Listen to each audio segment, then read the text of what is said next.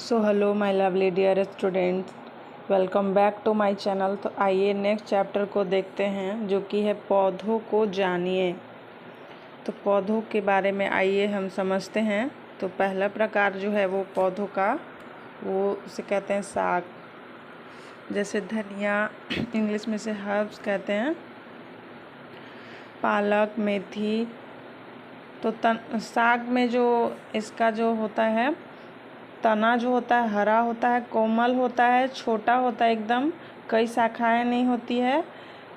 पालक, धनिया, मेथी, बथुआ, गिन्हारी, ये सब जो है साग के अंतर्गत आएंगे। नेक्स्ट है आपका झाड़ी, सब्स बोलते हैं इसको। इसका तना जो होता है कठोर होता है, अधिक मोटा नहीं होता है। जैसे पुटूस वगैरह हो गया, ये सब झाड़ी के अंतर्गत आएगा। वृक्ष हो को तो समझ ही सकते हैं, पीपल, बरगद, नीम, ऊंचे, सुदृढ़ और मजबूत वृक्ष कहते हैं। नेक्स्ट है आपका क्रीपर्स, जिसे बिसर्पी लता कहते हैं। ऐसे तने जो सीधे खड़े नहीं हो सकते, इन्हें क्या कहते हैं? इन्हें बिसर्पी लता या क्रीपर्स कहते हैं। जैसे कद्दू, लौकी। आइए नेक्स्ट देखते हैं। नेक्स्ट है आपका क्लाइंबर्स, इसे आरोही या क्लाइंबर्स कहते हैं। कुछ पौधे जो कि आसपास की ढांचों की सहायता से ऊपर चढ़ जाते हैं, जैसे करेला, खीरा, मनी प्लांट, ये सब जो है आरोही क्लाइंबर्स तने के एग्जाम्पल हैं। तना का जो विकास होता है वो प्रांकुर से होता है, बीज के प्रांकुर से होता है। और तने में एक और खासियत होती है, यहाँ पर देखिए क्रियाकलाप है। ग्लास में जो है या बाल्टी में लाल रंग घोल करके पानी में रखा गया है और तने को काट करके उसमें डाल दिया गया है। तो वो क्या करता है, तना जो है वो सारे पानी को एब्जॉर्ब कर लेता है। तो जब पानी को एब्जॉर्ब करता है तो इससे हमें क्या पता चलता है, ये आगे देखते हैं। तो तने का जो कार्य है ये संवहन का कार्य होता है। संवहन मतलब ट्रांसपोर्टेशन का काम होता है, एक जगह से दूसरे जगह वस्तु को पहुंचाना। जल का कार्य जो होता है वो संवहन का कार्य होता है। पहला होता है आपका जाइलम और फ्लोएम। जाइलम और फ्लोएम नामक जो होता है पौधे में ऊतक पाया जाता है, जिससे कि ट्रांसपोर्टेशन का कार्य पौधे में होता है। जाइलम जो है जल और खनिज तत्वों का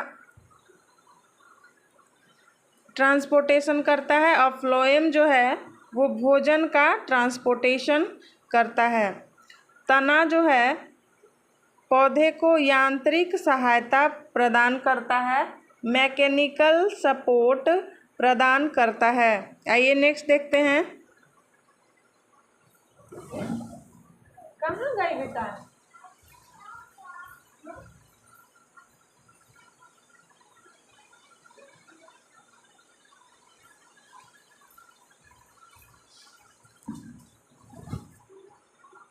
आइए नेक्स्ट देखते हैं पत्ती के बारे में।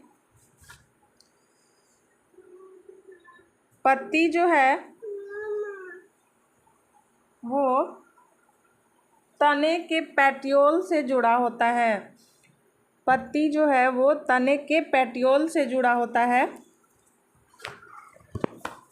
तने के पेटियोल से जुड़ा होता है। और जो पत्ता का जो सपाट वाला पात्र होता है उसे लैमिना, इंग्लिश में कहते हैं, पटल या फलक के नाम से जानते हैं। इस हिस्से को पटल या फलक कहते हैं। और ये जो जोड़ने वाला हिस्सा होता है इसे पैटियोल कहते हैं। इसे पैटियोल कहते हैं जोड़ने वाले हिस्से को, या हिंदी में पर्णवृत्त कहते हैं। पर्णवृत्त पेट्योल के सहायता से तने जो है वो पत्तियों से जुड़ी हुई रहती हैं। पत्ते के हरे चपटे भाग को लैमिना कहते हैं, इसे लैमिना के नाम से जानते हैं। तो आइए नेक्स्ट समझते हैं शिराविन्यास के बारे में। फर्स्ट है आपका जालिका रूपी शिराविन्यास, सेकेंड है आपका समानांतर शिराविन्यास। जालिका रूपी शिराविन्यास और समानांतर शिराविन्यास का देखिए ये चित्र है। इसमें आपका गेहूँ और क्या बोलते हैं धान, घास, ये सब आ जाएंगे। और जालिका रूपी शिराविन्यास के अंतर्गत कुछ वृक्ष आ जाएंगे ऐसे पत्ते वाले। नेक्स्ट है आपका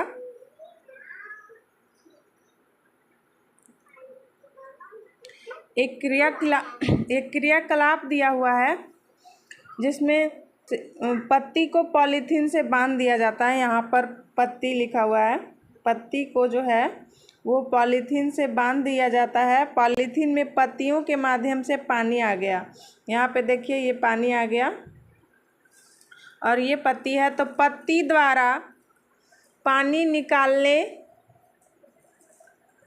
यहाँ पे पत्ती का ऐसे लिखेंगे इसको,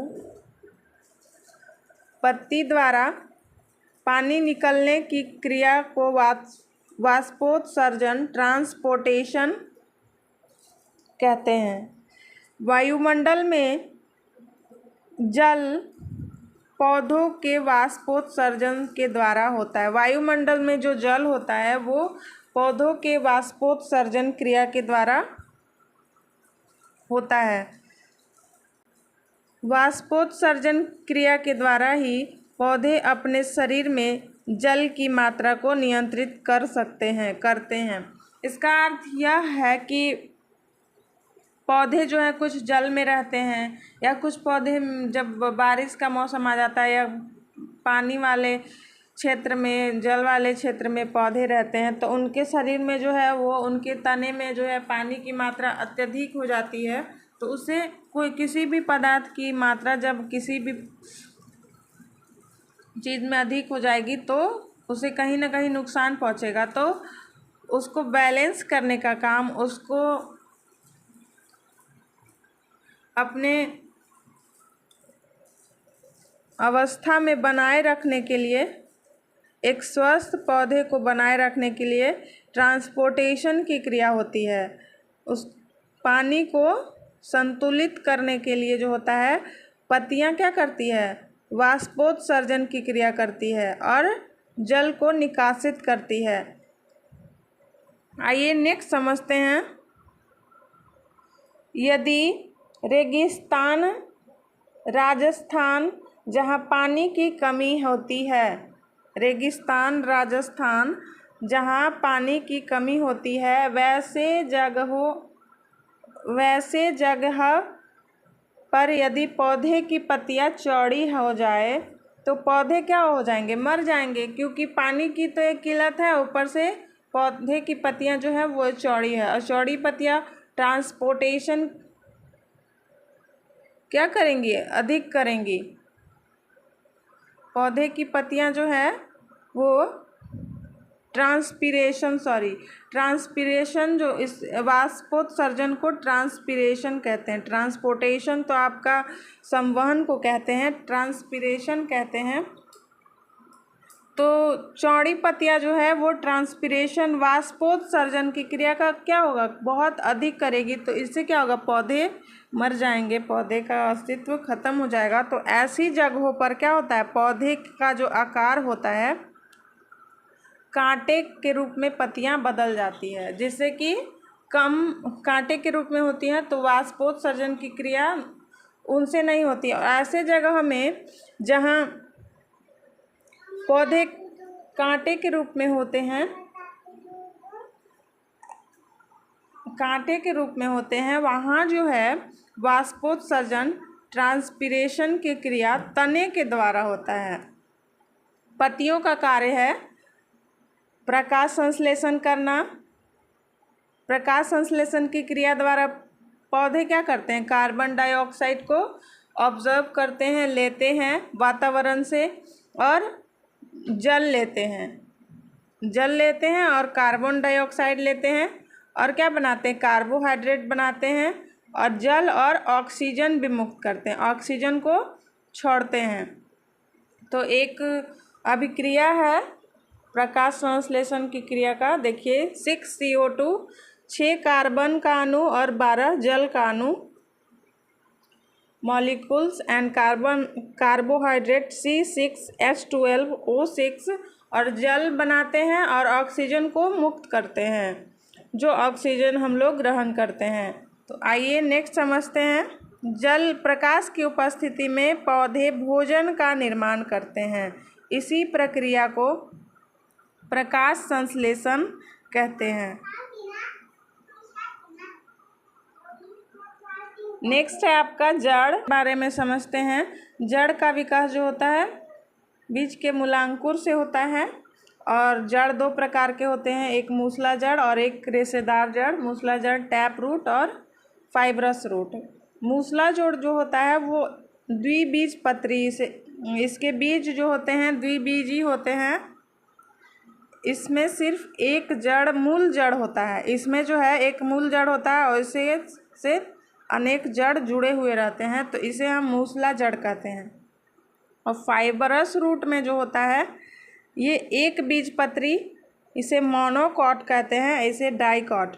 इसमें जो होता है बहुत सारे रेशे होते हैं, जड़ होते हैं। तो ये आपका डायग्राम है और इसमें देखिए पत्तियां क्या होती है, ये पैरेलल होती है। तो क्वेश्चन पूछता है कि जो रेशेदार जड़ होती है उसकी पत्तियां कैसी होती है, समानांतर होती है कि जालिका रूपी शिराविन्यास की होती हैं। तो रेशेदार जड़ जो होती है इसकी जो पत्तियां होती हैं वो समानांतर होती हैं।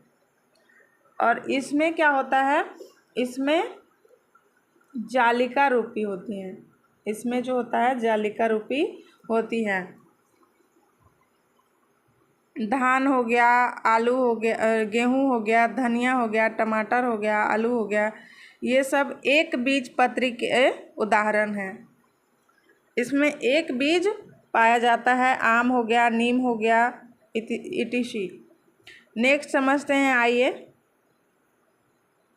जड़ के कार्य। जड़ के क्या कार्य हैं? जड़ के कार्य क्या होते हैं? मिट्टी से जल को ऑब्जर्व करना, मिट्टी से जो है जल को खींचने का काम करता है, एब्जॉर्ब करता है। गाजर, मूली, शकरकंद, शलजम, ये सब जड़ के उदाहरण हैं। एक फैक्ट दिया हुआ एनसीईआरटी में, ट्रोपियोका नाम का एक प्रमुख खाद्य पदार्थ होता है जो कि केरल में पाया जाता है। इसे कसावा यूका भी कहते हैं। इसी से साबूदाना प्राप्त किया जा सकता है। तो ये एनसीईआरटी का फैक्ट है, ये क्वेश्चन में पूछा जा सकता है। केरल का प्रमुख खाद्य पदार्थ ट्रापियोका और इसे कसावा यूका भी कहते हैं। इसी से साबुत खाद्य पदार्थ साबूदाना प्राप्त किया जा सकता है। तो अब हम लोगों ने जड़ के बारे में समझा, तो आइए पुष्प के बारे में समझते हैं। आइए पुष्प को हम लोग समझते हैं।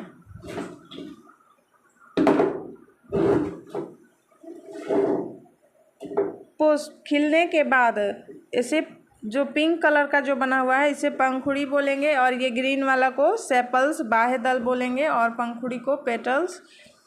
पेटल्स जो होते हैं, पंखुड़ी जो होते हैं, वही फूल के रंग को निर्धारित करते हैं। आइए नेक्स्ट समझते हैं।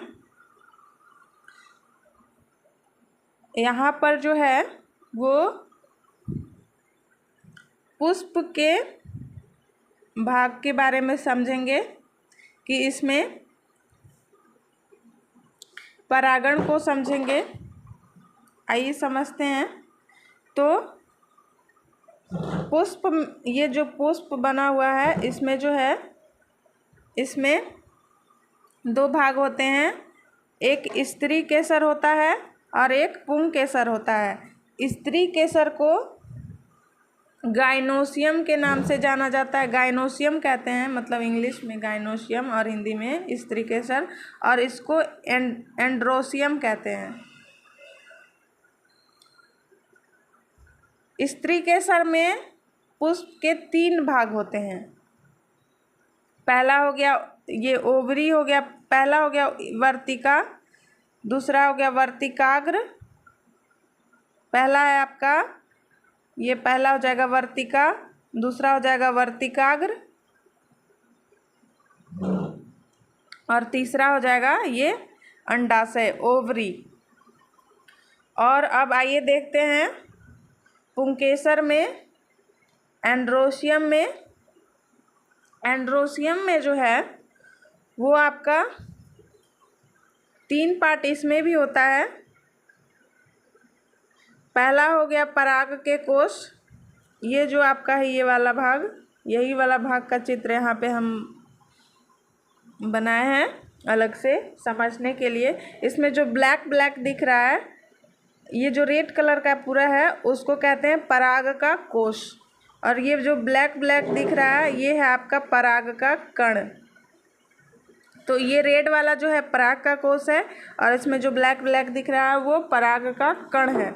तो पराग के को और तीसरा जो है इसमें तीसरा जो है पिंक वाला, जिसमें कि पराग के कण हैं, और पराग के कोश में जो अंदर में बैठे हुए हैं पराग के कण, तो पराग के कोश से पराग के कण का वर्तिकाग्र, यहाँ ऊपर भाग ये वाला भाग वर्तिकाग्र पर पहुँचना ही क्या कहलाता है?